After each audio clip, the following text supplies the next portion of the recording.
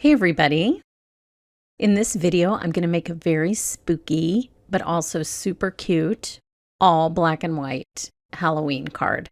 I thought I would show you how much fun it is just to stick with black and white for Halloween with the help of some textured dies, starting with that star die that I used to cut into a panel of black cardstock, and these little debossed dies with a crow and a skull. On the skull, I'm using my graphite marker to fill in the debossed portions of the skull, but I'm also going to make sure and sort of clean up the line around the edges with my finest teeny weeny little Micron pen. This is such a cute little skull. So adorable. Now, you could always brayer over the textures that I'm going to show you today, but I wanted to keep everything pretty crisp and black and white. So these cute little bones go with the skull. And then I have, of course, my favorite crow. You've seen him before. I already did a card with him this year.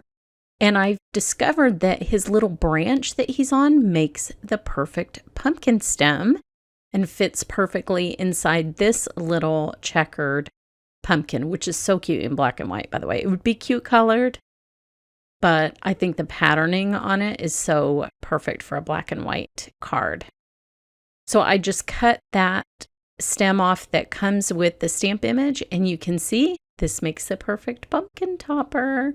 Spooky with my little crow. So fun.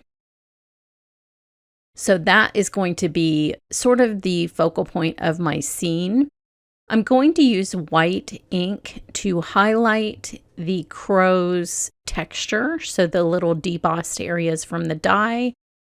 I'm going to add that glitter paper moon that you see over there, and so this is going to be like the light, the spooky Halloween light shining on my crow. And you can see how much detail there is. It looks so great. And just the faintest amount of ink, you can see me sort of patting it off on my glass mat before I go to put it on. And you want to have a really light touch because you don't want to get the ink into those darker details. That's what really pops this image, is those details. So have a very light hand when you do this. Here's the glittery silver moon shining the spooky light onto my crow and my modified pumpkin top. So cute. The stars die is, I think this was released as a Christmas type die, but it makes a wonderful background sky for Halloween and for my spooky little scene. So this is perfect because it takes up most of the card front, just that little scenic element. It'll be over on the left. I'll put the little bones in front of the pumpkin. I'm just sort of creating my design here, trying to see what I will like.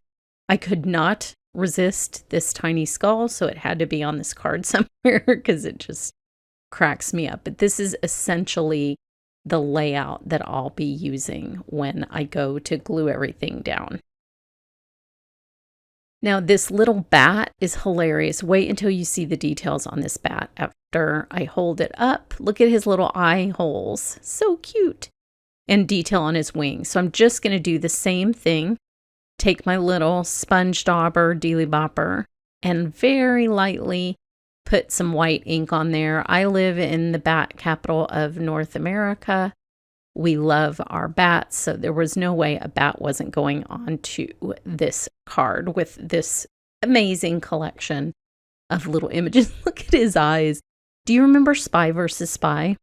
The cartoon that used to be in Mad Magazine? He sort of has those kind of eyes. It's really cute. They're kind of elongated.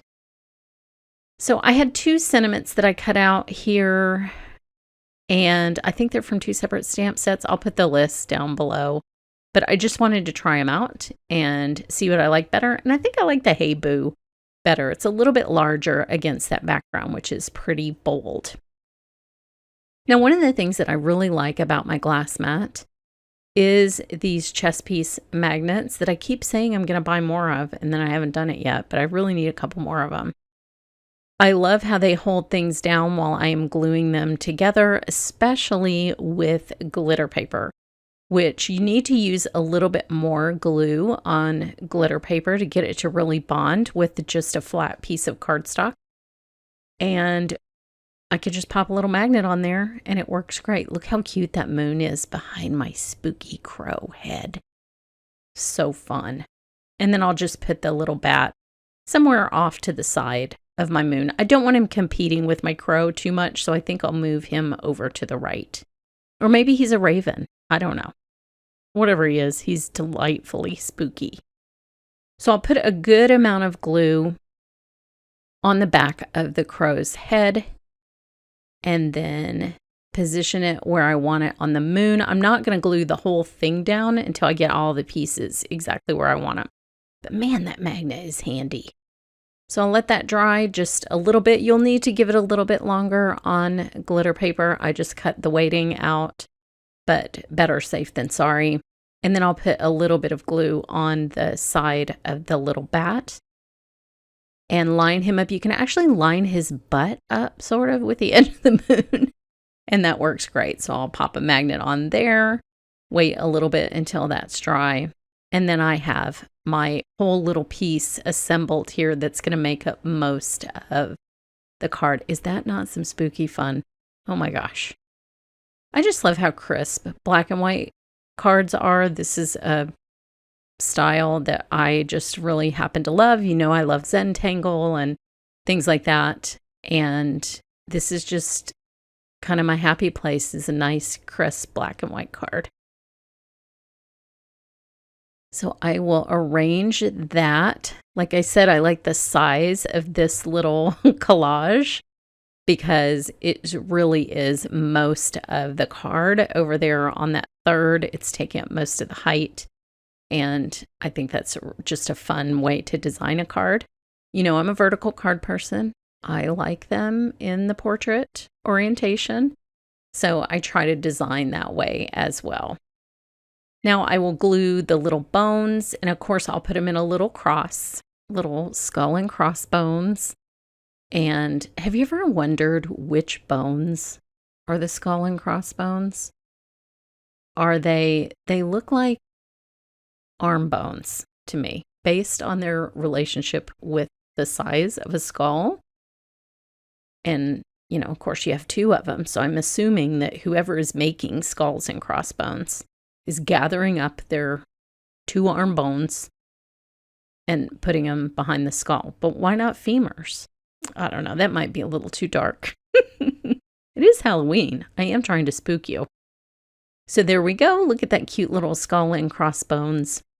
There's the perfect amount of like bright kind of graphic stuff like the pumpkin, along with the detailed spookier elements like the crow. So very fun combo. Collage style. I actually am going to have a class coming up on collage, how to do collage on cards or in your art journal. So stay tuned for that. It's very fun. Collage is one of my favorite techniques, and you can do some really fun and funky stuff. But I would encourage you to combine different styles like I'm doing here when you create these little collages, and it adds a lot of interest to your cards. So I like that the hey and the boo cut out separately with the dies. It lets me sort of fit the sentiment wherever I need to fit it on the card. And I love that. Look at my crow. So fun. So fun with that star background. So think about that outside of the Christmas box and make yourself some fun Halloween cards and sky scenes. Here's the finished card. Head over to my blog for more information, and thanks so much for watching.